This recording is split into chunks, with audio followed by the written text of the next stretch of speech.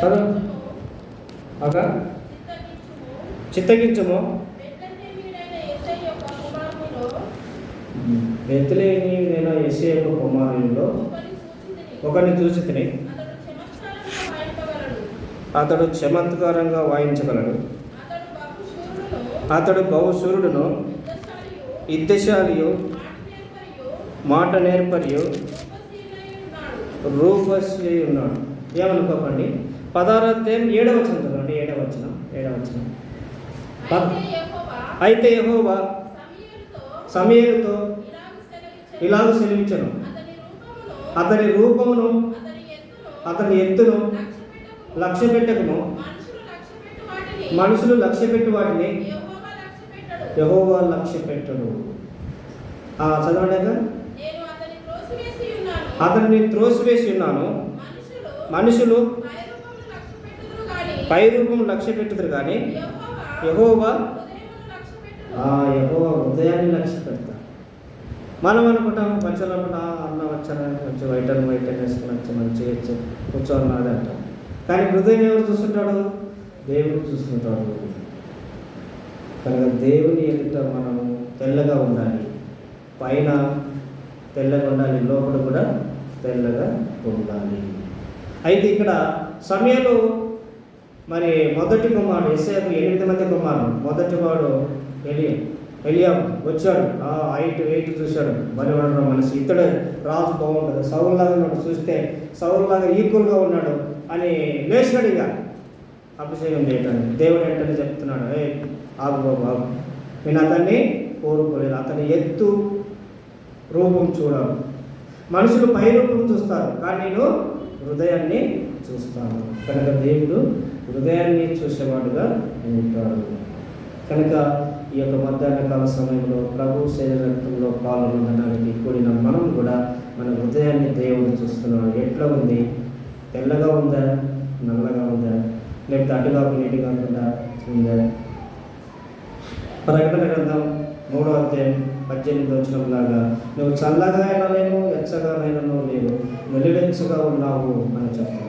కనుక మనం చల్లగా ఉండాలి, ఎచ్చగా ఉండాలి. చల్లగా ఉంటే ఈ చల్లగా ఉండే ఇతనితో మనకేం సంబంధం లేదు అని అనుకుంటున్నాను. ఎచ్చగా ఉంటే ఇతడు మనవాడే అతన్ని యాక్సెప్ట్ చేస్తారు. కానీ అటు కాకుండా ఇటు కాకుండా ఎవరికి అర్థం కాకుండా మనం ఉండడంతో చూడండి, ఇక్కడ దేవుని వాక్యంలో మనం దేవుని కనపరచడానికి ఉన్నప్పుడు మనము దేవుని సన్నిధిలో మన యొక్క పేరు విషయంలో కానీ మన ప్రతి విషయంలో మన క్యాస్ట్ విషయంలో కూడా మనం దేవునికి ఎదుట ఉండాలి. ఒకసారి మా అమ్మాయికి మరి నర్సింగ్ కాలేజీలో అప్లై చేయాలని పోయినాము. పోతే మాకన్నా చాలామంది పాస్టర్లు పోయారు, అందరూ పోయారు. అయితే లాస్ట్లో మేము పోయినాం. పోతే వాళ్ళు చూసి సర్టిఫికేట్ చూశారు. BCC కన్వర్ట్ క్రిస్టియన్ అని ఉంది సర్టిఫికేట్. వాళ్ళు చూసారు, వెంటనే చెప్పేశారు, పాస్టర్ గారు మీ అమ్మాయికి ఖచ్చితంగా సీట్ వస్తుందని చెప్పారు. ఎందుకంటే మరి ఇంతవరకు పాస్టర్స్ వచ్చారు, చాలామంది వచ్చారు, కానీ అందరూ కూడా SC అని పెట్టుకున్నారు. కానీ BCC ఒకటే టికెట్ ఉంటుంది, ఒకటే వచ్చింది, మీ అమ్మాయి కన్ఫర్మ్ అని చెప్పారు. చూసారండి, చాలామంది భయపడతారు BCC పెట్టుకోవడం. కన్వర్ట్ క్రిస్టియన్, అమ్మో క్రిస్టియన్ అంటే మాకు అది రాదు ఇది రాదు. ఏది రాకపోయినా దేవుడు ఇస్తాడని విశ్వాసం ఉండాలి మనకు. దేవుడు ఖచ్చితంగా ఇస్తాడు. వాళ్ళు అన్నంటే మా అమ్మాయికి సీట్ వచ్చిందన్నమాట గవర్నమెంట్ కాలేజీలో. కనుక మన జీవితంలో మనం కూడా దేవుని సన్నిధిలో మనల్ని మనం తగ్గించుకొని, ఇక్కడ పౌలు శీలలు ఏం చేశారంటే మరి మనం ఊరికే ఉండకపోతుంది, అనవసరంగా దెయ్యంతో కాంప్రమైజ్ అయితే మనకు చూడు దెబ్బలు చూడు, రక్తాలు కారుతున్నాయి. ఊరి కానీ ఊరు, దేశం కానీ దేశం, పరదేశులుగా ఉన్నారు, జైల్లో వేశారు. అన్నం లేదు, ఆహారం లేవు, నీళ్లు లేవు. అరే దయ తెలిసేవాడు కూడా లేడు. చూస్తేనే జైలర్ చాలా కోపంగా చూస్తున్నాడు.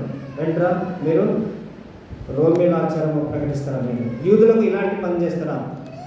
నేను చాలా కోపం అయిపోతున్నాను, జైలర్ చాలా బాధపడుతున్నాను. అయితే అలాంటి సమయంలో మనమైతే ఈ విధంగా బాధపడేవాళ్ళం. అనవసరంగా ఎందుకు చెప్తే పౌలను మౌనంగా ఉంటే సరిపోవు కదా, ఏదో దాని పని దాన్ని చేసుకొని పోవు. మనం ఏదో దేవుడి స్వార్థ చెప్పుకొని ఊరి నుంచి ఏదో ఊరికి పోయేటప్పుడు అనవసరంగా దయ్యాన్ని కత్తిస్తే దయ్యం మరి ఆ యజమాడు కోపమాయ్ మరి మన పరిస్థితి చూడు ఇట్లా అయిపోయాయి. రక్తంతో కొట్టబడితే రక్తాలు కారబట్టే ఇక్కడ మన పరిస్థితి ఎట్లా కాళ్ళకు బొండ వేసిరి అంటారు. కాళ్ళకు బొండ వేయడం అంటే కాళ్ళు 2 కాళ్ళు మరి దగ్గర పెడతారన్నమాట. దగ్గర పెట్టి మరి మనిషి కదలలేని పరిస్థితిలో ఉంటుంది అనమాట. పెద్ద ఒక చెక్కలో కూర్చుంటాం. ఇలాంటి పరిస్థితిలో ఉండి కూడా మనమైతే ఈ విధంగా మనం అనుకునే వాళ్ళం. కానీ పౌలు శీలలు ఆ విధంగా అనుకోలేదు. వాళ్ళు దేవుని నామమున వెంటనే దేవునికి ప్రార్థన చేస్తూ పాటలు పాడుతున్నారు, దేవుని స్తుతిస్తున్నారు, ఘనపరుస్తున్నారు. దేవా, మమ్మల్ని ఈ స్థితిలోనికి తీసుకొచ్చినందుకు మిమ్మల్ని స్తుతిస్తున్నాం, ఘనపరుస్తున్నామని దేవుని స్తుతిస్తూ వాళ్ళు పాటలు పాడుతూ ఉన్నారు. చూడండి, ఆ వచనం చదవండి. 16వ అధ్యాయము, మరి అపోస్తుల కార్యం 16వ అధ్యాయము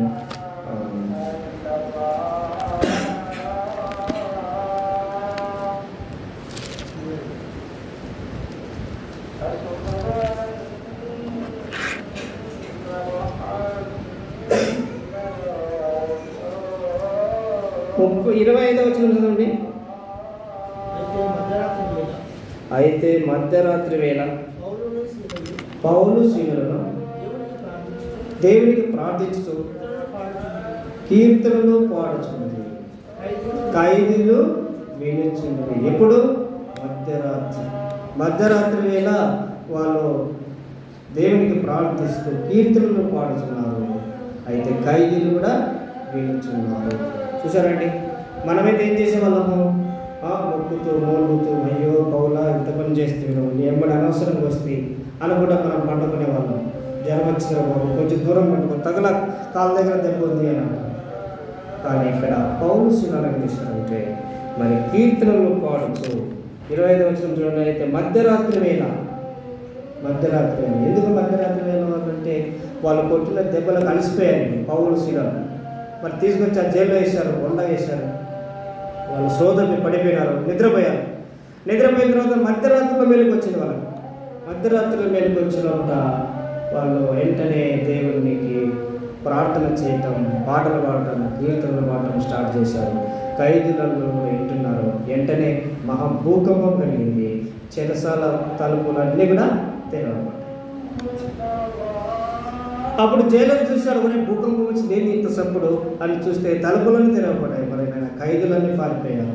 ఖైదీలందరూ పారిపోయారు. ఇంకేం మరి న్యాయాధిపతులు వచ్చారు. న్యాయాధిపతి అంటే జడ్జెస్ అనమాట. న్యాయాధిపతులు, ఇంగ్లీష్లో జడ్జెస్ అంటారు. జడ్జి వచ్చాడు, నన్ను ఉద్యోగం తీసేస్తాడు, నా కుటుంబం బజార్లో పడుతుంది, ఎంత పని అయిపోయాను నేను. ఇంకా వాళ్ళ దగ్గర అవమానం కలిగి ఉండటం అంటే, ఎందుకంటే జైల్లో నుంచి ఖైదీలు మరి పోయినారనుకో, కొంతమంది సాదా సీదా ఖైదీలు అయితే అది వేరు, కానీ చాలా ప్రాముఖ్యమైన ఖైదీలు. ఎందుకంటే న్యాయాధిపతుల ద్వారా, జడ్జి ద్వారా ఇలాంటి తీసుకొచ్చి అక్కడ వేసినారంటే చాలా ప్రాముఖ్యమైన ఖైదీలు. మరి ఆ గ్రామంలో ఉన్న పెద్ద మరి పట్టించాడు. ఇలాంటి ఖైదీలు పోతే ఇంకేమైంది, ఉద్యోగమే పోతుంది అని భయపడిపోయినాడు. మరి దీపం తీసుకోవాలని చెప్పాడు, దీపం తెచ్చారు. తర్వాత ఆయన కత్తి తీసుకొని తాను చంపుకోవడానికి పోయాడు. మనమైతే ఏమైనా సాగు సచ్చినాక మేము పోతాంలే, గమ్ముకుంటారా పాటలు పని చేయండి అని మనం. కానీ పౌలు శీలలు ఏమన్నాడు? మనమైతే మమ్మల్ని అనవసరంగా కొట్టావు, చనిపోయినాక మనం పోదామని మనం ఫిల్ ఆఫ్ సైలెన్స్గా మనం ఉండేవాళ్ళం. కానీ పౌలు శీలలు ఆ విధంగా చేయలేదు. వెంటనే కత్తి తీసుకున్నప్పుడు పౌలు ఏమన్నాడు చూడండి. పౌలు ఏం మాట్లాడాడు? అప్పుడు పౌలు, నీవు ఏ హాని చేసుకునవద్దు, మేమందరము ఇక్కడనే ఉన్నాము. చూసానండి, నువ్వు ఏ హాని చేసుకోకూడదు, మేమందరము ఇక్కడనే ఉన్నాము.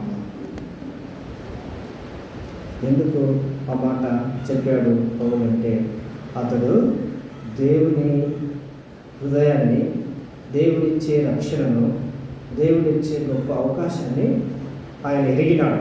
ఎప్పుడు ఎరిగాడు? ఎప్పుడైతే జైల్లోకి వచ్చారో వాళ్ళను కొట్టి మరి శ్రోతం పడిపోయిన తర్వాత వాళ్ళు నిద్రపోతున్నప్పుడు దేవుడు వాళ్ళకి వెంటనే దర్శనం ద్వారా చూపించారు. మిమ్మల్ని తీసుకొచ్చి మీ జైల్లోకి మరి జైలును రక్షిస్తాను, జైలు ఇంటి వాళ్ళందరూ రక్షిస్తాను, అందుకే నేను తీసుకొచ్చాను మిమ్మల్ని అని దేవుడైతే ఎప్పుడైతే చెప్పాడో మధ్యరాత్రి పౌలు శీలకు, వెంటనే వాళ్ళు లేచారు. అరే లేరా, మనల్ని దేవుడు ఇక్కడికి తీసుకొచ్చాడట, మనం ఎందుకు మౌనంగా ఉండాలి, పాటలు ఎత్తుకున్నారు. అప్పుడు ఖైదీలందరూ వింటున్నారు. వెంటనే భూకంపం జరిగింది. శిరసాల పొరులు అన్నీ కూడా మరి తెరవబడ్డాయి. జైలర్ భయపడిపోయాడు, కత్తి తీసుకున్నాడు, చంపుకొని తాను చంపుకోవడానికి సిద్ధపడ్డాడు. వెంటనే పౌలు చూశాడు, నువ్వు ఏ హాని చేసుకున్నావు, మేమందరము ఇక్కడనే ఉన్నాము. అప్పుడు జైలర్ ఏమంటారు చూడండి, ఇప్పుడు చదవండి 29వ వచనము, మనం భాగం 29వ వచనంలో ఏమంటున్నాడు జైలరు, అప్పుడు దీపం తెమ్మని చెప్పి లోపలికి వచ్చి వణుకుచు పౌలు శీలను సాగిలపడి. చూసారండి, జైలర్ మొదలు ఏం చేశారు, బాగా కొట్టాడు, కలుతూ తన్నాడు, బూట్ కలుతూ, కోపం మీద కోపం వచ్చేసింది. కానీ ఇక్కడ దేవుని యొక్క కార్యము, దేవుని గొప్ప కార్యము చూసేలోపట అతడు సాగిలపడి అయ్యలార రక్షణ పొందుటకు నేనేమి చేయగలను. అయ్యలార అంటే ఇంగ్లీష్ తర్జుమలో సార్ అనేది, సార్ నేను రక్షణ పొందడం ఏం చేయాలి అడుగుతున్నాను. ఇప్పుడు ఉల్టా అయిపోయిందంతా. ఫస్ట్ ఎవరినైనా నేను సార్ అని కొట్టకు సార్, మేమేం తప్పులేదు సార్, దేవుడు సువార్త ప్రకటిస్తున్నాం సార్, సువార్త సార్ అన్నారు. కానీ ఇప్పుడు సార్ రక్షణ పొందుటకు ఏం చేయాలి, ప్రభువైన యేసుక్రీస్తును విశ్వాసం ఉంచు, అప్పుడు నీవును నీ ఇంటి వారు రక్షింపబడతారు.